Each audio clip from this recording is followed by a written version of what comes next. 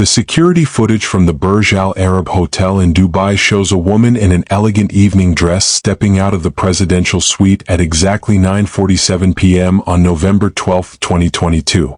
Her name was Elena Fischer, a 33-year-old business consultant from Munich, Germany. She'd been married for exactly 6 hours. The footage shows her smiling, relaxed, walking toward the hotel's private terrace. She never made it back to her room. And by sunrise the next morning, her body was discovered in the desert, 20 miles outside Dubai, sparking one of the most high-profile murder investigations in UAE history. This is a wedding that turned into a nightmare, a business rivalry that escalated to murder, and a case that remains officially unsolved because the killers were too powerful, too connected, and too careful to ever be caught. What would you do if the person you love was taken from you in the most secure place imaginable, and nobody could, or would, tell you who did it? Drop a comment below because this case exposes the dark side of wealth, power, and vengeance. To understand what happened to Elena Fischer on her wedding night, you need to understand the world of Rashid Al-Mansouri. Rashid was 41 years old in 2022, one of Dubai's wealthiest businessmen, with an estimated net worth of over $800 million. His empire spanned real estate, luxury hotels, tech investments, and import-export operations across the Middle East, Europe, and Asia. He was handsome, charismatic, and ruthless in business. The kind of man who didn't just win deals, he crushed his competition completely. Rashid came from old Dubai money. His family had been influential for generations, with connections to the ruling families and government ministries that made them virtually untouchable. But Rashid didn't rest on his family's legacy. He built his own empire, expanding aggressively, outbidding competitors, using his connections to secure exclusive contracts, and making enemies everywhere he went. By 2020, Rashid had a list of business rivals who despised him. There was Ahmed Khalil, a real estate developer who'd lost a $200 million waterfront project to Rashid after what Ahmed claimed were backroom deals and bribery. There was Omar Farouk, a hotel magnate who'd been bidding on the same luxury resort properties as Rashid, only to watch Rashid swoop in with financing and government approvals that seemed impossible to obtain. And there was Tariq Al-Jabri, an import-export businessman who'd accused Rashid of stealing his shipping contracts through underhanded tactics and political pressure. These weren't just business disagreements. These were deep, personal vendettas. Ahmed had publicly threatened Rashid at a charity gala in 2019, saying, "You think you can destroy people's lives and face no consequences? You will learn." Omar had filed multiple lawsuits against Rashid, all of which were quietly dismissed. And Tariq had allegedly told associates, "Rashid took everything from me. One day I will take everything from him." But Rashid didn't seem worried. He was protected by wealth, connections, and the confidence that came with never losing. He lived in a penthouse overlooking the Burj Khalifa, drove a fleet of luxury cars, and moved through Dubai like royalty. And in March 2022, he met the woman who would become his wife. Elena Fischer was brilliant, beautiful, and completely unlike anyone Rashid had ever met. She was a senior business consultant for a German multinational firm, specializing in market expansion strategies for European companies entering Middle Eastern markets. In March 2022, she flew to Dubai to deliver a presentation to potential clients, including Rashid's investment firm. Rashid attended the presentation and was immediately captivated. Elena was confident, articulate, and unimpressed by his reputation, which made him want her even more. After the presentation, he approached her and asked if she'd join him for dinner to discuss potential consulting work. Elena, intrigued by the opportunity and admittedly attracted to Rashid, agreed.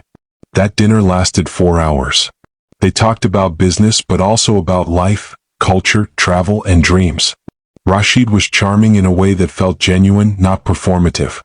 Elena found herself laughing, enjoying his company, seeing past the intimidating mogul persona to the intelligent, ambitious man underneath.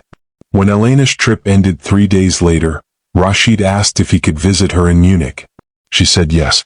For the next 8 months, Rashid and Elena conducted a long-distance relationship that felt like something out of a movie. He flew to Germany every 2 weeks. She visited Dubai regularly.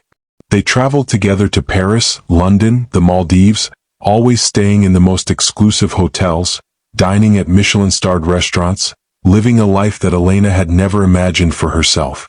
Elena's friends were concerned. They warned her that Rashid's world was dangerous, that men with that much power often had dark secrets. But Elena insisted Rashid was different with her, vulnerable, open, genuinely in love. And when he proposed in September 2022 during a private yacht trip off the coast of Santorini, Elena didn't hesitate. She said yes. They planned a lavish wedding in Dubai for November 12, 2022. Elena's family and friends flew in from Germany. Rashid invited Dubai's elite, business leaders, government officials, celebrities. The ceremony was held at the Burj Al Arab, one of the world's most luxurious hotels, with over 300 guests in attendance. Everything was perfect. Elena wore a custom Elisab gown. Rashid wore a designer tuxedo. They exchanged vows overlooking the Persian Gulf as the sun set in shades of gold and pink. The reception was extravagant. A 10-course dinner, live entertainment, fireworks over the Dubai skyline. Guests later described it as one of the most beautiful weddings they'd ever attended. Elena and Rashid danced, laughed, celebrated with family and friends. And at 9:30 p.m., they retreated to the presidential suite to begin their honeymoon. They had no plans to leave Dubai for a few days. They wanted to enjoy the suite, the privacy, and each other. At 9:47 p.m., Elena told Rashid she wanted to step out to the terrace for some fresh air. The suite had a massive private terrace with panoramic views of the city and the ocean. Elena said she also wanted to grab a drink from the hotel bar. Something light, maybe champagne. Rashid offered to go with her, but Elena insisted, "Don't worry, just stay and relax. I'll be back soon, just 5 minutes," she said, kissing him on the cheek. "Order room service. I'll be right back." Rashid agreed. He watched her leave, smiling, thinking about how lucky he was. He ordered champagne and strawberries from room service, took a shower, and waited for Elena to return. 5 minutes passed. Then 10. Then 20. At 10:15 p.m., Rashid called Elena's phone. It went straight to voicemail. He called again. Same result. At 10:20 p.m., Rashid left the suite and went looking for her. He checked the terrace. Empty. He went to the bar. The bartender said a woman matching Elena's description had ordered a glass of champagne around 9:50 p.m. but had left almost immediately after receiving it. Rashid checked the hotel lobby, the restaurants, the pool area. Nothing. Elena was gone. By 10:45 p.m., Rashid was frantic. He alerted hotel security, who immediately began reviewing surveillance footage. What they found was chilling. The footage showed Elena leaving the suite at 9:47 p.m., walking down the hallway to the elevator. She took the elevator to the ground floor and headed toward the terrace bar. She ordered champagne at 9:50 p.m. as the bartender confirmed. But then at 9:53 p.m., the footage shows 3 men approaching her near the terrace entrance. They appeared to be hotel guests, well-dressed, calm, not obviously threatening. One of them said something to Elena. She looked confused, then concerned. The man gestured toward a side exit, and after a moment of hesitation, Elena followed them. That was the last time Elena Fisher was seen alive on camera. The 3 men and Elena walked out of frame toward a service corridor that led to the hotel's underground parking garage. Security footage in the garage showed the men escorting, some would say forcing, Elena into a black Mercedes SUV with tinted windows and no license plates. The vehicle sped out of the garage at 9:58 p.m. 11 minutes after Elena had left her honeymoon suite, she'd been kidnapped. Rashid immediately called the Dubai police. Within minutes, the hotel was locked down. Police reviewed all surveillance footage, interviewed staff, and issued an alert for the black Mercedes SUV. Rashid was beside himself, pacing, shouting at investigators to move faster, offering a $5 million reward for any information leading to Elena's safe return.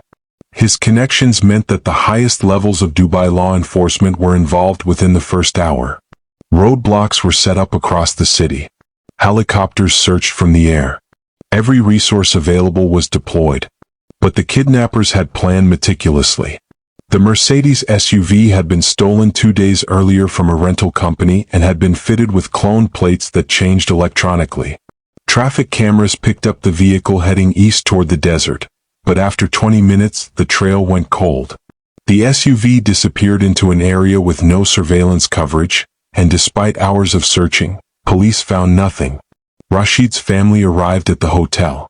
His father, a man with even more power and connections than Rashid, made phone calls to government officials, police commissioners, intelligence agencies. The message was clear: find Elena or heads will roll. But as the night wore on, hope faded.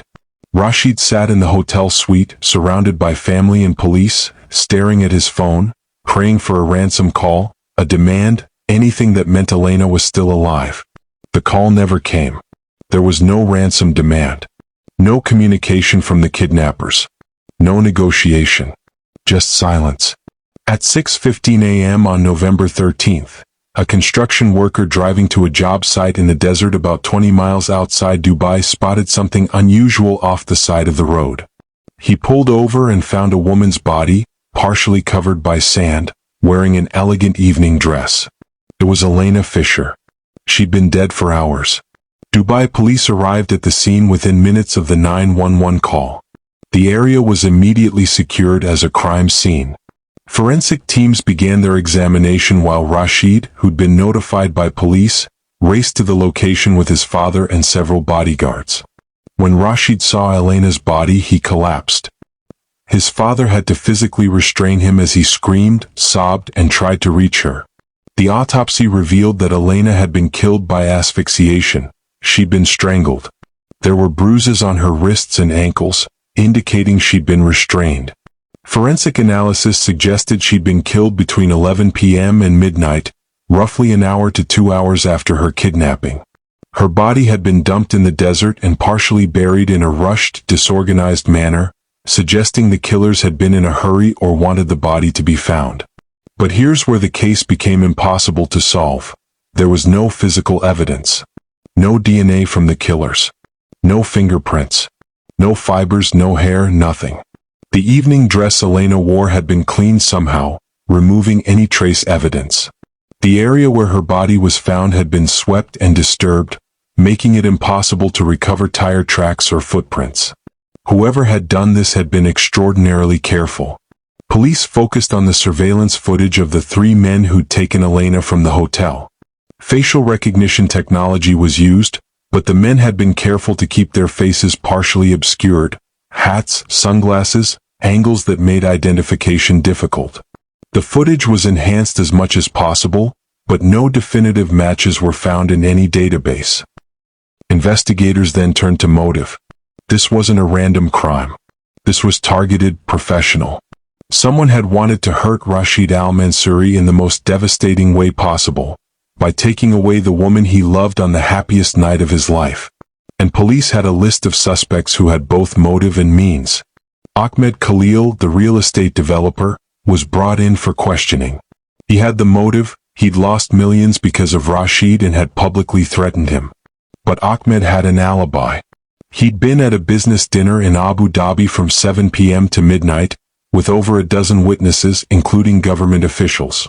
Police verified the alibi extensively. Ahmed couldn't have been directly involved, though investigators suspected he might have hired someone. But without evidence, they couldn't prove it. Omar Farouk, the hotel manager, was also questioned. He'd been in Dubai the night of the wedding but claimed he was at his own hotel property across the city during the time of the kidnapping. His alibi was weaker. Only a few staff members could confirm his presence, and the timeline had gaps. Police searched his properties, his financial records, his communications. They found nothing connecting him to the crime. Tariq al-Jabri, the import-export businessman, was perhaps the most suspicious. He'd made threats against Rashid, he had connections to criminal networks through his shipping business, and he had the resources to hire professional killers. But Tariq had left Dubai 2 days before the wedding and was in Lebanon at the time of the kidnapping, confirmed by immigration records and multiple witnesses. Like Ahmed, he could have hired someone, but there was no evidence to prove it. Police interviewed dozens of people connected to Rashid's business rivals. They investigated employees, associates, anyone who might have had access to the resources and information needed to plan such a precise operation. They examined financial transactions, looking for large cash withdrawals or payments that might indicate hired killers. They intercepted communications, monitored suspects. But nothing led anywhere. The black Mercedes SUV was found 3 days later, abandoned in an industrial area, completely stripped and burned. Any evidence that might have been inside was destroyed. The 3 men seen on the surveillance footage were never identified. Months passed. The investigation continued, but leads dried up. The Dubai police, despite their reputation for efficiency and the immense pressure from Rashid's family and the government, could not solve the case. In March 2023, 4 months after Elena's murder, the case was officially classified as unsolved but still active. Investigators admitted they believed the killers were professional, well-connected, and had likely left the country immediately after the murder. Rashid was destroyed. He withdrew from public life, stopped attending business meetings, and became a shell of the man he'd once been. Friends said he spent hours every day in the presidential suite at the Burj Al Arab, the same suite where he'd spent his last moments with Elena, just sitting in silence, reliving that night, torturing himself with what if he'd gone with her? What if he'd insisted she stay in the room? What if he'd never brought her into his dangerous world? Elena's family was equally devastated. Her mother gave an interview to German media in which she said, "My daughter fell in love with a man whose enemies were more powerful than his love could protect her from. She paid the price for his ambition, and no one will ever be held accountable." Rashid hired private investigators, some of the best in the world, to continue searching for answers. He offered rewards totaling $20 million for information leading to the killers. But years have passed and nothing has emerged. The prevailing theory among investigators is that the murder was ordered by one of Rashid's business rivals, most likely Ahmed Khalil, Omar Farouk, or Tariq al-Jabri, or possibly all 3 working together, but that the actual killing was carried out by hired professionals who had no direct connection to the suspects, making it impossible to trace. In Dubai's business world, there's an unspoken understanding that Rashid's enemies sent a message that night. Cross us and we will take everything from you, even on your wedding day. And because of their wealth, power, and connections, they got away with it. The aftermath. Rashid Al-Mansouri never remarried. As of 2025, he's still one of Dubai's wealthiest men, but he's no longer the aggressive, dominating businessman he once was. Associates say he's become cautious, almost paranoid, and that he's distanced himself from the rivalries and conflicts that once defined his career. Some interpret this as grief. Others see it as fear that if he pushes too hard, his enemies will strike again. Elena's family established a foundation in Germany to support victims of violent crime and their families. They've also advocated for stronger international cooperation in solving cross-border crimes, arguing that wealth and power should never place someone above justice. The case remains officially unsolved. Dubai police maintain that the investigation is still active, but no new leads have emerged in over 2 years. The 3 men seen on surveillance footage have never been identified. The motive, while suspected, has never been proven. And Elena Fisher's killers walk free, somewhere in the world, knowing they committed the perfect crime. This case raises haunting questions about justice, power, and revenge. In a city like Dubai, where wealth and connections can make you untouchable, what happens when those same forces are used for evil? Can there ever be real justice when the suspects are too powerful to prosecute? And how do you move forward when the person you love was taken from you in the most brutal, senseless way and no one can, or will, give you answers? Before you go, I want to hear from you. Do you think Rashid's business rivals ordered Elena's murder? Do you believe the case will ever be solved, or are some people truly above the law? Drop your thoughts in the comments below, and let me know what case you'd like me to cover next. If you haven't already, subscribe and turn on notifications. Every day we tell stories of survival, justice, and the strength of people who refuse to be victims. This has been Secret Witness, True Crime Stories, where we uncover hidden truths and honor those who refuse to become victims.